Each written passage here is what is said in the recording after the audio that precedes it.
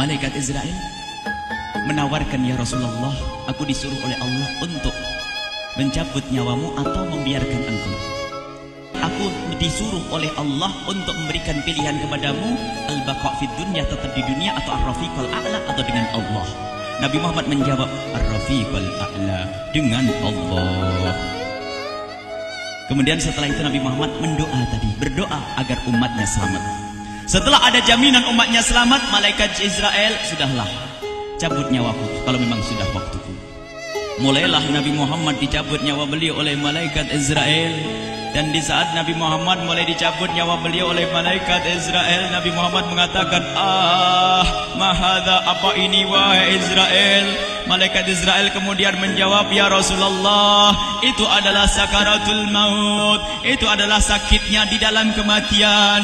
Kemudian Nabi Muhammad mengangkat tangannya sambil berucap, la ilaha illallah, inna lil mauti la sakarat, tidak ada Tuhan selain Allah, sungguh di dalam kematian ada sakitnya, sakit kematian, yaitu sakaratul maut. Kemudian Nabi Muhammad memohon, ya Allah, Allahumma khafif alayya sakaratul maut, ya Allah, ringankan sakaratul mautku ini, ya Allah. Dijawab oleh malaikat Israel, ya Rasulullah, itu sudah aku ringankan 70 kali. Nabi Muhammad menoleh, apa malaikat Israel?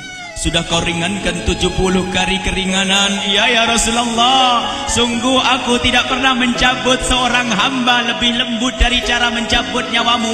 Ini sudah aku ringankan 70 kali. Setelah itu justru Nabi Muhammad menangis, Israel, 70 kali rasanya masih sakit. Iya ya Rasulullah, memang itu sakaratul maut. Lalu bagaimana engkau mencabut umatku, wahai Israel? Allah, yang diingat siapa? Umat. Kalau engkau mencabutku dengan ringan seperti ini masih sakit, bagaimana engkau mencabut umatku, ya Israel? Dijawab oleh malaikat Israel, umatmu manusia biasa, ya aku cabut. Ya Rasulullah, begitu saja. Ya sudah, begitu habis. Nabi Muhammad menangis. Tiba-tiba Nabi Muhammad mengangkat tangan dan memohon kepada Allah, Allah, inna lil mauti la sakarat, la ilaha illallah, inna lil mauti la sakarat, sungguh di dalam kematian ada sakaratul maut. Allahumma khaffif ala ummati sakarat maut, ya Allah, ringankan dari umatku sakaratul maut, wa thaqqil alayya, dan bebankan kepadaku. Sampai tidak sadar doanya Nabi Muhammad seperti itu. Thaqqil alayya itu doa cinta. Seorang ibu yang pernah punya anak, tuh lihat kalau doa Rasulullah ini masih dilakukan. Bagaimana Rasulullah bisa doa begitu? Itu bahasa cinta yang tidak bisa diterjemahkan dengan oleh akal. Seorang ibu kadang-kadang, ibu yang di belakang, ibu mau dikasih sakit oleh Allah? Mau, Bu? Ibu jauh sekali. Ibu mau dikasih sakit? Jawabnya tidak mau. Tapi suatu ketika seorang ibu melihat anaknya sakit, ngomong, sudahlah nak, jangan kamu yang sakit, biar ibu yang sakit. Ada atau tidak? Kenapa ngomong begitu? Itu bahasa cinta itu. Tidak rela kalau anak ini sakit, biar aku saja yang sakit. Itu yang dirasakan Rasulullah. Sakaratul maut begitu sakitnya, membayangkan betapa sakitnya umat Nabi Muhammad di saat dicabut nyawa beliau. Maka Rasulullah mengatakan, ya Allah, ringankan sakaratul maut dari umatku, bebankan kepadaku saja, ya Allah. Wala sawfa yu'tika fatarda. Permintaan Nabi Muhammad tidak ditolak oleh Allah, dikabul dan dikabul, wahai Muhammad. Sallu ala Nabi Muhammad.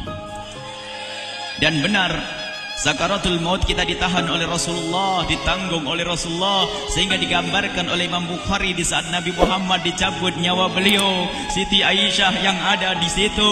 Rasulullah berada di pangkuan Siti Aisyah, yang saat itu Siti Aisyah melihat keringat dingin keluar dari kening Rasulullah. Siti Aisyah tidak pernah melihat keringat keluar seperti itu.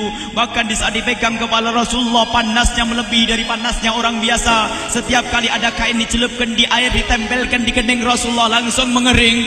Saat itu Nabi Muhammad mengucapkan kalimat la ilaha illallah, innal lil mauti la sakarat. Kemudian Nabi Muhammad berpesan dengan banyak pesan, dan di antara pesan Rasulullah adalah akri minni ala ummati salam, akri minni salam ala ummati wa ala man ittaba'ani wa ala man tabi'ani min ila yaumil qiyamati. Aku titip salam kepada umatku dan orang yang mengikutiku sampai hari kiamat. Sadari salam Rasulullah. Sebelum meninggal masih ingat titip salam. Salam kepada siapa? Bukan salam kepada siapa-siapa, tapi salam kepada kita. Maka mari kita mengucapkan salam kepada Rasulullah, karena Rasulullah sudah salam duluan kepada kita. Mari kita sejenak bersalam kepada Rasulullah dan hadirkan Rasulullah ada di mata kita dan di hati kita. Mari kita bersama-sama mengucapkan salam. Assalamualaikum ya Rasulullah. Assalamualaikum ya Rasulullah. Assalamualaikum ya Habiballah. Assalamualaikum ya Nabi Allah. Rasulullah mengucapkan salam untuk kita. Dan di saat itu Rasulullah keringat dingin keluar, maka oleh Siti Aisyah diusap. Oleh Siti Aisyah diusap, bayangkan saat itu Nabi Muhammad di pangkuan Siti Aisyah dan diusap oleh Siti Aisyah. Siti Aisyah berkata, keringat Rasulullah mengucur deras hingga aku usap, dan aku usap dengan tangannya Rasulullah. Diusap dengan tangannya Rasulullah. Siti Aisyah memegang tangan Rasulullah sendiri yang digunakan untuk mengusap keringat Rasulullah. Sahabat bertanya, Aisyah, kenapa harus dengan tangan Rasulullah tidak dengan tanganmu? Lihat jawab Siti Aisyah, karena tangan Rasulullah lebih lembut dari tanganku. Sallu ala Nabi Muhammad. Masih sempat nyanjung itu sahabat Nabi. Dalam keadaan begitu masih menyadari kelembutan tangan Rasulullah, jasad Rasulullah, kemuliaan Rasulullah sallallahu alaihi wasallam.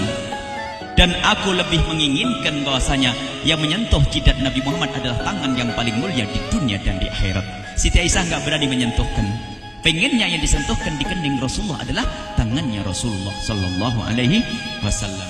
Kemudian setelah itu Nabi Muhammad merasakan sakit yang sangat untuk kita. Kemudian Nabi Muhammad mengangkat tangan tinggi-tinggi mengucapkan la ilaha illallah inna lil mauti lasakarat. Tiba-tiba tangan itu semakin turun dan ditangkap oleh Siti Aisyah. Dan di saat tangan itu jatuh di tangan Siti Aisyah, kemudian tiba-tiba paha Siti Aisyah merasakan berat kepala suci Rasulullah. Dan saat itu Siti Aisyah sadar bahwasanya Rasulullah sudah kembali kepada Allah Subhanahu wa taala. Sallu ala Nabi Muhammad.